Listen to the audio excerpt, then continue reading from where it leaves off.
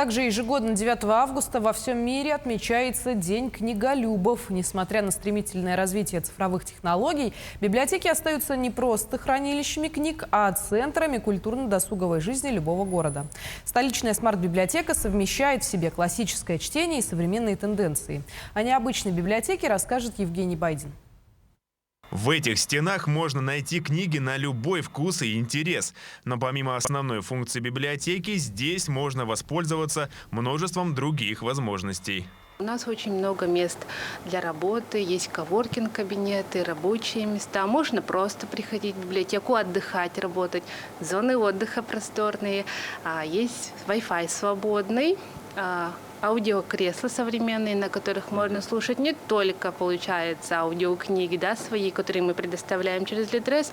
Можно также у нас послушать электронные книги, которые предоставляет нам Республиканская библиотека слепых. Это в основном книги на якутском языке, якутская классика. Совсем недавним нововведением является социально-психологический проект «Библионяня», который призван оказывать педагогическую поддержку семьям в деле раннего воспитания и развития детей. В рамках такого проекта специалисты призваны рассказывать о том, как взаимодействовать с ребенком во время его переходного возраста. В 2020 году в смарт-библиотеке открылась комната библионяни, и в этот же год мы начали разрабатывать идею проекта, а в 2021 году мы начали его реализацию.